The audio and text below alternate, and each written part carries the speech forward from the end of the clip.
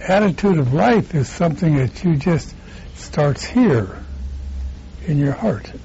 Walter Hickel has come a long way from his boyhood on a Kansas farm, faced hardships during the Dust Bowl days and constant challenge. In 1928, Dad bought a tractor. I was just a young boy, and he needed someone to help. I said, I can run that, Dad. I can run that. He said, Walter, you can? Yeah, and I got on that thing, and I said, yeah, I can run this, I can run this, I can run this. But one thing he couldn't do, read. Sister Flavia and Sister Seraphine both saw it, and so they read to me an hour a day for about 4 years. And it was out of the Old Testament. And they read a few pages every day, and that was my education. Walter Hickel eventually learned to read, graduated from high school, became a Golden Gloves boxing champion, and shipped off to Alaska. I know people that come up here with $1,000 and are scared to death. It was good. You know, I didn't have any money, but I wasn't afraid. And that's an attitude. I'm just telling you the reality of me.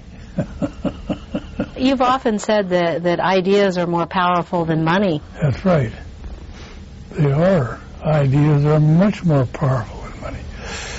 The biggest accomplishment is taking ideas I have and proving they're right. One idea that turned out to be right, building the Hotel Captain Cook after the '64 quake had turned downtown Anchorage into rubble. I announced right after that, I never even had a plan, that I'm going to build a Captain Cook Hotel. I had no money, 4 lots here, and I built a son of a bitch. It makes me $10 million a year.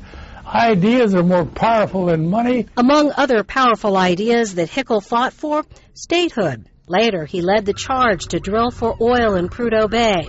His motto, drill or I will, didn't win him friends in the oil industry. I'd like to see Alaska educate its people that it really owns this thing and not someone else. It doesn't belong to any company. Do you realize that Alaska is owned in common, but nobody can buy it? Why is it that you think that the owner-state concept hasn't caught on as much as you'd like it to? Because the economic interests don't want it. I've seen it at the highest level. I'm one of the few guys in the world that sat in that cabinet that had to listen to that. They believe they own it. That cabinet was Richard Nixon's. 2 years into his first term as governor, he was drafted to serve as Interior Secretary until Nixon fired him when he protested the Vietnam War. But Hickel's feelings about war go way back. I said, Mom, why war? Why not big projects?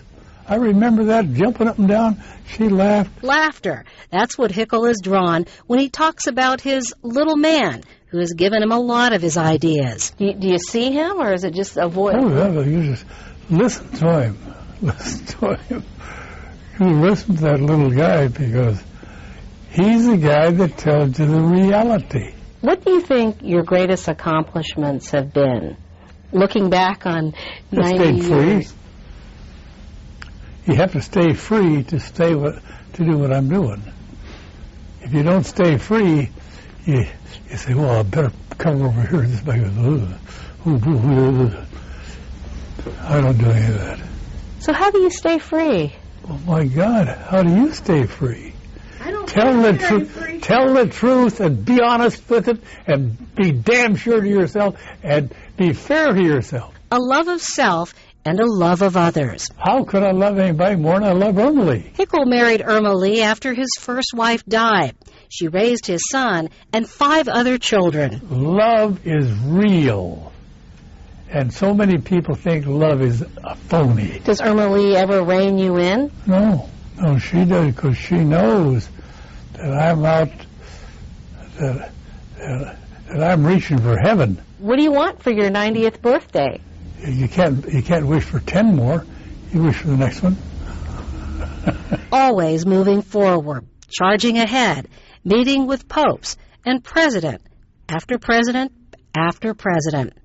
Life's still not quite the wild ride it once was, though he remains a fighter at heart. I just stayed free all the time.